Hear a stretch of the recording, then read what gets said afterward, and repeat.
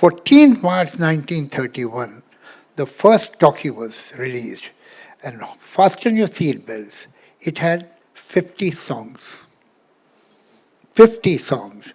And I'm not surprised. शब्दों के सरताज जावेद अख्तर साहब ने बताया क्यों सारी दुनिया में केवल भारतीय सिनेमा ही है जिसमें गाने आते हैं, कहाँ से ये ओरिजिनेट हुआ और कैसे ये आज है. The one and only Javed Akhtar Sahab.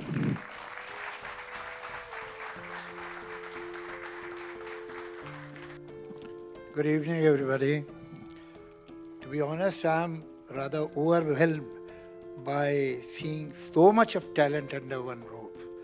Wonderful, and thank you very much, all of you who have come here. Time keeps flowing. Days become weeks, weeks become months, months become years, years become decades. But there are certain days in the world which are more important than the whole decade.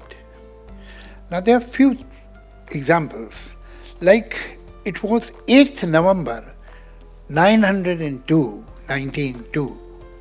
when for the first time in this country a song was recorded, sung by a 14-year-old girl. Her name was Sushi Mukhi in Calcutta. Then there was the first star singer, that was Gaurajan. In her life, she has recorded more than 600 songs from 1902 to 1920 in more than 10 languages. Then Alamara, 14th March 1931, the first talkie was released. And fasten your seat belts. It had 50 songs. 50 songs.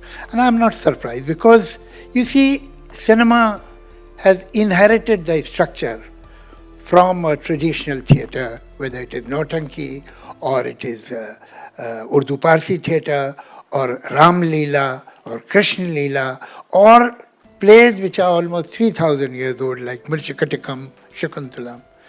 We have always narrated our stories, epics with songs. India is the only country in the world that has two classical traditions, hundreds of years old, Hindustani and Carnatic. We have folk songs in every language and different kind of folk song. India can very well be called a country of music and songs. So that was a very important day. And I suppose after that, the important day which came in our lives was 22nd of May 2012, when there was a major amendment in copyright. And for the first time, the composers, the writers, the singers got their share by the law. Maybe it took us 5 years to see to it that these laws are implemented. And it was 2007 when IPRS, which is the official government recognized body for collecting royalties,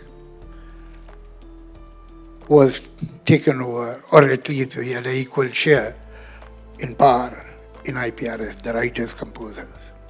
When we took it over, it was earning 42 crores per year in 2017. After 6 years, in 2024, it has crossed 730 crores. So in a way we are doing well. So why did we need Gungunalo? Because I think, again, the milestone day which will be remembered in the history is today, 5th of May. When you see, there are two kinds of musicians, writers, one who work for film industry, one who are in classical, semi-classical, or non-film music. Both of them had one problem. You see, working in film industry is a commission job. somebody gives us a situation, and we have to compose a song, write a song accordingly. And the final judge is the director of the film, the producer of the film, and rightly so, because they are making the film. We are commissioned to do that work. So we don't have to be honest, have the final say. On the other hand, we have great classical talent. The lady is sitting in front of us, who doesn't know her? But, I mean, the marketing department doesn't let this talent or this caliber or this art reach the common man. I mean, there are elites, there are more sophisticated people with developed taste, and they go out of the way to share this great treasure of art or music. But it doesn't reach so many people. Now here we needed complete freedom. I am not saying that that's bad. I mean, I write film songs, I write poetry, whatever I feel like. I decide the meter, I decide the topic, I decide the length of the poem or whatever. But when I am working for a commission job, obviously I have to listen to the people who are paying me or who have signed me. Nothing wrong with that at all. And one should not feel that he is exploited. I mean, it's your choice that you are doing it. And fine. But here you have more freedom. Now we, for the first time, have made provided a stage, provided an opportunity to the composers, writers, singers to do what they feel like doing. Write, compose, sing the way they want to do. They don't have to be answerable to anybody. They don't need anybody's approval. Even within us, within Gungunalu, we have no committee which will pass or approve or disapprove any composition or any writing. Every artist, every member of this society is totally free to give at least four compositions every year, whatever you feel like, whatever you prefer to put in public domain. This kind of freedom on this scale is a major happening, because any name worth its salt is the member of this group, is this shareholder of this company. People will come.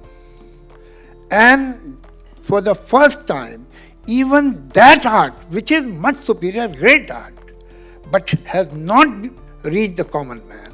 It doesn't reach because there is a marketing department which perhaps has their own reservations or preferences or their own expediency. It's not my business to talk about them, but it doesn't reach common people.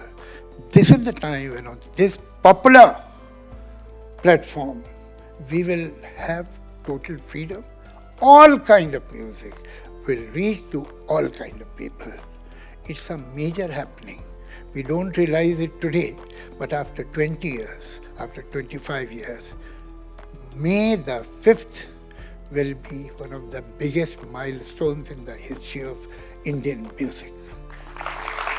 That's our progress. So thank you very much for being here. And believe me, you are sharing a historical moment. And after many years, you will tell your grandchildren, I was there when it happened. Thank you. ये तो बड़ी लंबी line लग गई. मजनू को तो बहाना चाहिए था उस तक पहुंचने का, तो उसने भी वो क्यों ज्वाइन कर ली. अब सबको वो खुद दे रही थी, वो प्याला रखते थे, उसको दे देती थी. तो अचानक धीरे धीरे करके मजनू भी वहाँ पहुँचा. तो उसने मजनू के प्याले को लात मार दी. तो मजनू खुशी से नाचने लगा. तो लोगों ने कहा कि ये तुमने क्या किया, तुम खुश क्यों हो इस बात पे. कहला खुश मैं इस बात पे हूँ कि मुझे लैला ने बाकियों की तरह ट्रीट नहीं किया.